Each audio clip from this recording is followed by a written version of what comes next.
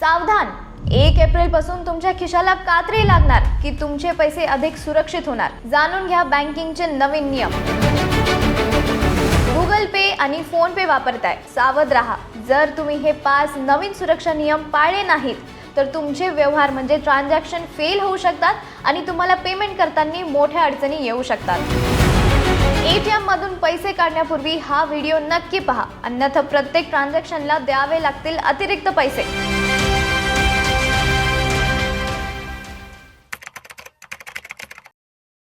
नमस्कार मित्रांनो, मी आहे निकिता दादासाहेब तुपे आणि आज आपण पाहणार आहोत की 1 एप्रिल पासून रिझर्व्ह बँक ऑफ इंडिया म्हणजे RBI आणि सर्व प्रमुख बँका कोणते मोठे बदल लागू करत आहेत। हे नियम तुमच्या सुरक्षिततेसाठी आणि व्यवहारांच्या सोयीसाठी अत्यंत महत्त्वाचे आहेत। तर हे बदल का होत आहेत? आजकाल स्कॅमर्स खूप हुशार झाले आहेत। ते फसवणुकीसाठी फेक कॉल्स करतात, OTP स्कॅम करतात, सिम स्वॅपिंग करतात आणि आता AI व्हॉइस क्लोनिंगचा देखील वापर करत आहेत। त्यामुळे तुमचे पैसे सुरक्षित ठेवण्यासाठी RBI नवीन नियम आणत आहे। या बदलांचा मुख्य उद्देश एकच आहे, उत्तम सुरक्षा प्लस वापरकर्त्याकरिता अधिक नियंत्रण। तर चला पाहूया कोणते आहेत ते मोठे बदल। पहिला आहे नियम 1। आता फक्त OTP पुरेसा नाही। डिजिटल पेमेंटच्या जगात आतापर्यंत OTP म्हणजे वन टाइम पासवर्ड हा सुरक्षेचा शेवटचा शब्द मानला जात असे, पण बदलत्या काळानुसार स्कॅमर्सनी OTP चोरण्याचेही नवनवीन मार्ग शोधले आहेत। म्हणूनच 1 एप्रिल पासून बँकिंग सुरक्षा अधिक कडक केली जात आहे। आता तुमचा व्यवहार पूर्ण करण्यासाठी केवळ OTP टाकून चालणार नाही, तर त्याला 2 फॅक्टर ऑथेंटिफिकेशन म्हणजे 2FA जोडले जाईल। आता तुम्हाला वाटत असेल की हा नेमकं नियम काय आहे? सोप्या भाषेत सांगायचं तर आता तुमच्या पैशांच्या तिजोरीला एक नाही तर 2 कुलूप असतील। जेव्हा तुम्ही एखादा व्यवहार कराल तेव्हा तुम्हाला 2 वेगवेगळ्या प्रकारे तुमची ओळख सिद्ध करावी लागेल। आता यात कोणत्या गोष्टींचा समावेश असू शकतो ते मी तुम्हाला सांगते। पहिला आहे OTP प्लस UPI पिन, म्हणजे मोबाईलवरती आलेला कोड टाकल्यानंतर तुम्हाला तुमचा गुप्त पिन देखील टाकावा लागेल। दुसरा आहे OTP प्लस बायोमेट्रिक, म्हणजे तर कोड सोबतच तुमच्या अंगठ्याचा ठसा स्कॅन करावा लागेल। तिसरा म्हणजे password plus face ID। IPhone किंवा प्रगत अँड्रॉइड फोन वापरणाऱ्यांसाठी चेहरा ओळखूनच व्यवहार पूर्ण होईल। आता याचा कॉमन लोकांना काय फायदा होईल ते मी तुम्हाला सांगते। पहिलं म्हणजे हॅकिंगला आळा बसतो।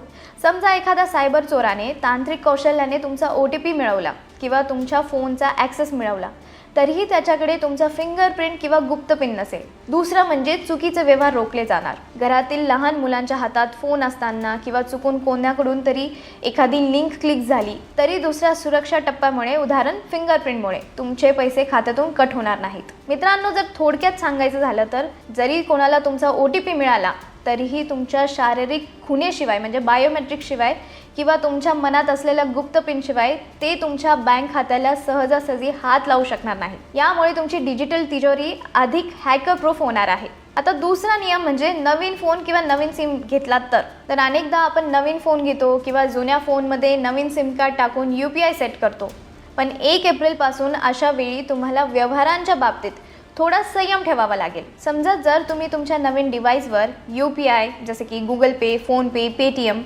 लॉग इन केले तर पहिल्या 24 तासांसाठी तुम्हाला फक्त 5,000 रुपयेपर्यंतच व्यवहार करता येतील। आता तुम्हाला प्रश्न वाटत असेल की हे निर्बंध का लावण्यात आले आहेत? यामागे सिम स्वॅप फ्रॉड हे सर्वात मोठे कारण आहे। आता बऱ्याच जणांना माहीत नसेल की सिम स्वॅप फ्रॉड म्हणजे नेमकं काय। तर असं आहे, स्कॅमर्स तुमच्या नावाचे बनावट कागदपत्रे वापरून तुमच्या नंबरचे नवीन सिम कार्ड मिळवतात। एकदा का त्यांच्याकडे तुमचे सिम सक्रिय झाले की तुमच्या फोनमधील जुने सिम बंद पडते। चोर ताबडतोब त्यांच्या फोनमध्ये तुमचे UPI लॉग इन करतात आणि तुमच्या बँक खात्यातील सर्व पैसे गायब करतात। तर या नियमाचा फायदा तुम्हाला असा होईल की पहिलं म्हणजे सुरक्षिततेसाठी वेळ भेटेल। जर एखाद्या चोराने तुमचे खाते नवीन फोनवरती लॉग इन केले तरी या नियमामुळे तो 24 तासात फक्त 5,000 पेक्षा जास्त रक्कम काढू शकत नाही। दुसरं म्हणजे सावध होण्याची संधी।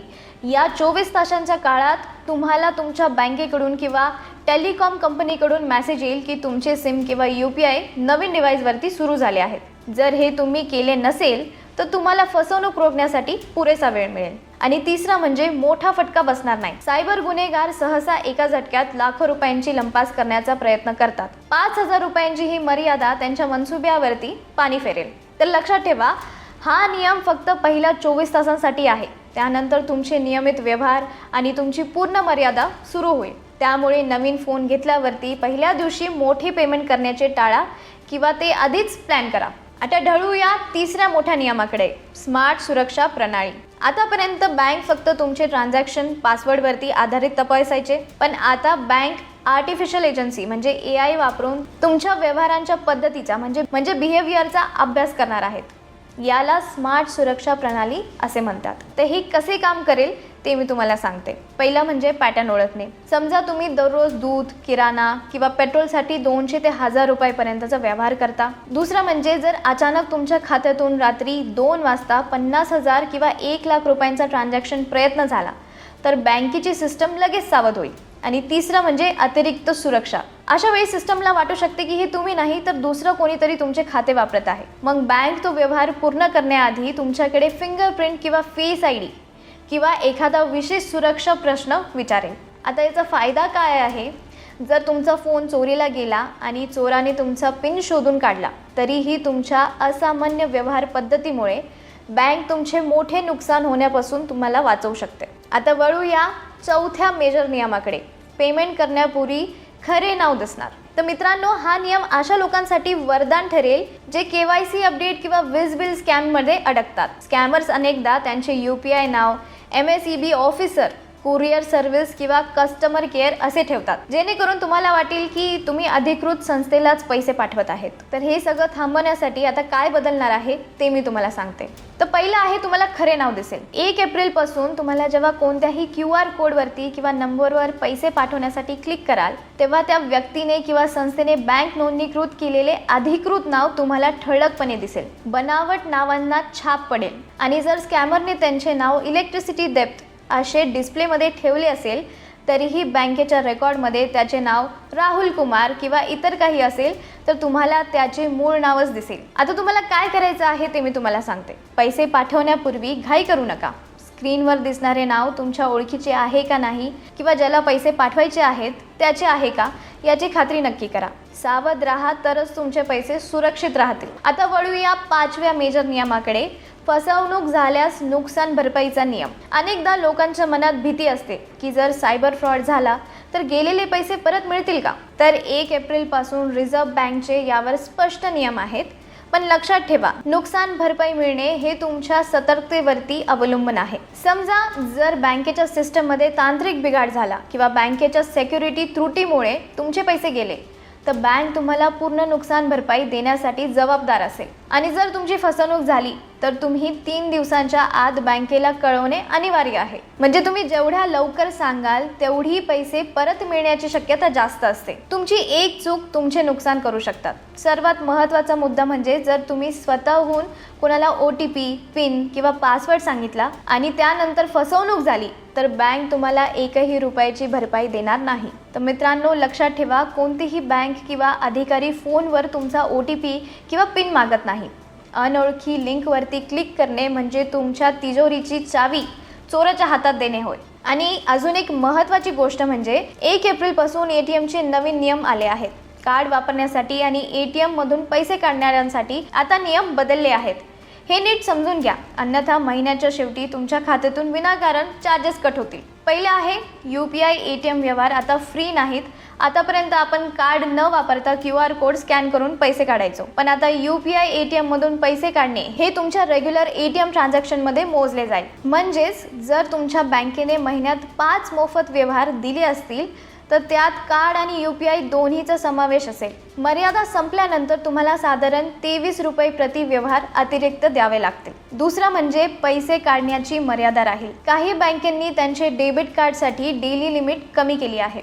उदाहरणार्थ, ज्या कार्डवर तुम्ही दिवसाला 1,00,000 रुपये काढू शकत होतात तिथे आता फक्त 50,000 रुपयांची मर्यादा असू शकते. मोठ्या रकमेची गरज असल्यास बँक शाखेत जावे लागेल किंवा लिमिट तपासावी लागेल. तिसरं म्हणजे मेट्रो विरुद्ध नॉन मेट्रो शहरे. मोफत व्यवहारांची मर्यादा शहरांनुसार ठरलेली आहे. म्हणजे मित्रांनो, मेट्रो शहरे जसे की उदाहरण मुंबई, पुणे, त्यांना फक्त 3 मोफत व्यवहार आहे.